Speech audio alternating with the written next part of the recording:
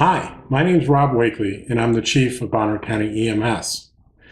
And what I thought this video was going to be when it was first planned is going to be very different from the way you're going to see it now. Because what started out as a work project on hypertension ended up being a very personal story for me.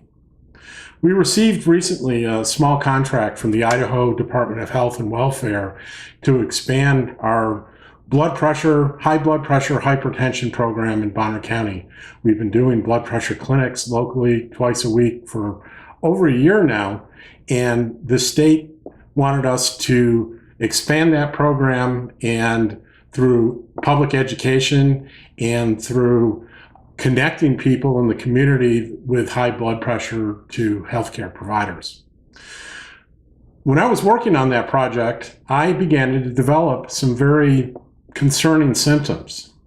For a couple of months, I was waking up regularly with a headache, and I was attributing it to a tension headache or possibly a sinus headache, and I was treating it with over-the-counter medications. And it worked for quite a while. Up until a couple of weeks ago when I was actually working on this project and the over-the-counter medications stopped working and the headaches became debilitating for me. And I began to suspect that I might be suffering from high blood pressure. And upon some self-examination, I'd been thinking that this probably was the case for quite some time, but I was hesitant to do anything about it. One would think a person in my position would be very quick to get his blood pressure checked and then very equally as quick to do something about it if it was too high. But unfortunately, I share a trait with a lot of other people.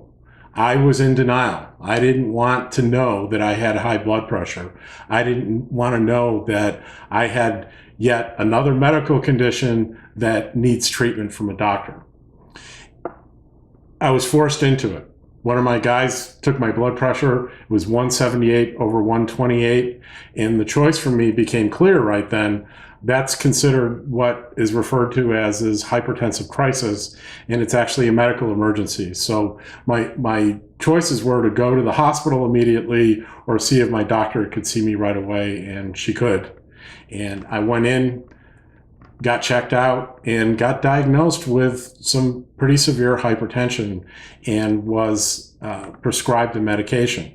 Now, I left the office, I went to the drugstore, I filled the prescription for the medication and found that what I needed to take was, here it is, one single pill every morning. And within 4 to 5 days, my blood pressure greatly reduced and the headaches went away. And the prescription cost me $4.37 a month, and the office visit I think was about $30 on my health plan. So any financial considerations were unfounded. What it really took was for me to admit that something was wrong, and I went and got it checked out. So that said, I'm going to talk to you more about hypertension, high blood pressure, and what it means and what to look out for. Now, the American Heart Association has a website, which at the end of the video will give you that website so you can look at this stuff yourself. But there's first thing we need to talk about is normal blood pressure. And normal blood pressure is defined as the upper number being less than 120 and the lower number being less than 80. Now, I can remember, even as a well-educated adult, having no idea what those blood pressure numbers really meant. I'd go to the doctor's office and they'd put that cuff on my arm and they'd get out a stethoscope and the nurse would do some mystery procedure, and I may or may not be told that I have a blood pressure there was a big number and a small number, and it really didn't mean anything to me. I think it's important for everyone to understand more about what those numbers mean and what they signify. I didn't find out until I entered this career late in life and took an EMT class, and it was explained to me exactly what blood pressure is. And the way I easily understood it was that a comparison was made for me between plumbing in a house and plumbing in your body. Plumbing in your body would consist of your heart as a pump generating pressure, blood pressure in the pipes, which are the arteries and the veins, the body's vasculature. And in a house, of course, we have copper or plastic or steel pipes that are kind of like the veins and the arteries. And as we know, our houses have water pressure, and when the pressure's too low, it's not very much fun because it's tough to take a shower when the water pressure is too low. What's less common in a house, but it does happen, is when the pressure coming into the house is too high, the plumbing structure isn't strong enough to maintain its integrity, and leaks happen, and it can be a very expensive proposition. They even make regulators for homes that regulate the blood pressure coming in when you're in an area that has too high a water pressure. So we know that a healthy plumbing system in a house has to have a normal range of water pressure, and it's the same thing with the human body. We have to have a normal range of blood pressure. Now, the heart as a pump is pretty interesting. It pumps maybe 80 times a minute. If your pulse rate is 80, it's pumping 80 times a minute. And every time the heart contracts and pushes blood out into the pipes or into the vasculature, that signifies the big number in blood pressure, the high pressure, the highest pressure that exists in your arteries when the heart pumps the blood out. Well, as soon as it pumps out once, it releases. Prior to the next pumping, prior to the next heartbeat, the pressure goes down, and that's the lower number. So the upper number is when the heart beats, it's the highest pressure in your arteries, and when it releases, that's kind of the residual baseline pressure when the heart relaxes. And both those numbers are equally important. As I'll describe here, when we get beyond normal blood pressure and start talking about the higher blood pressure thresholds, we're looking at each number separately.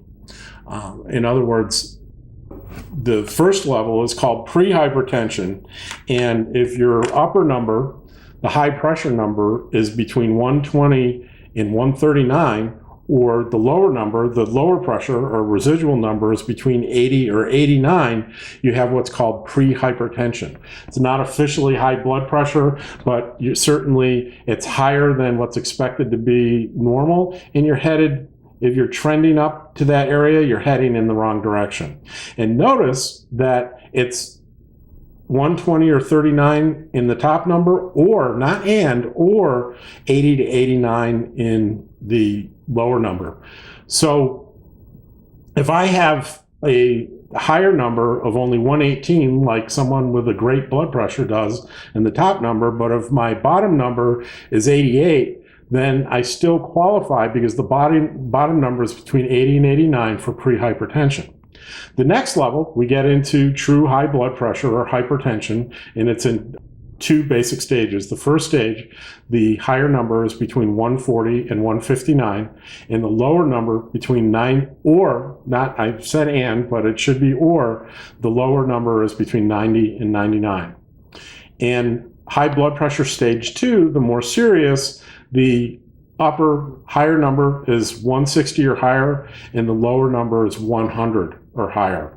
And certainly that's a serious matter if your blood pressure is consistently over those levels. Then we have the emergency level, the hypertensive crisis, and that's what yours truly experienced last week, or almost 2 weeks ago now. It's hypertensive crisis is the higher number is 180 or above, and the lower number is higher than 110 or above. And remember, mine was 178, so I was just below on the big top number. I was a little below, but I was certainly at 128 for the bottom number. I was significantly above the higher than 110. So 178 over 128 certainly qualified as hypertensive crisis. And I was experiencing pretty significant headaches. Now, I remember as a child, public service announcements on high blood pressure referred to high blood pressure or hypertension as the silent killer. And the reason they refer to it as the silent killer is in those stages stage 1 and stage 2 of high blood pressure, most often are no symptoms at all.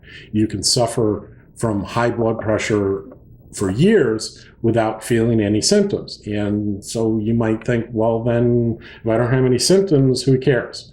Well, just like the house, that over time the plumbing system is going to fall apart if the pressures are too high for the system, the same thing is going to happen to the body. The blood vessels themselves will start to sustain damage.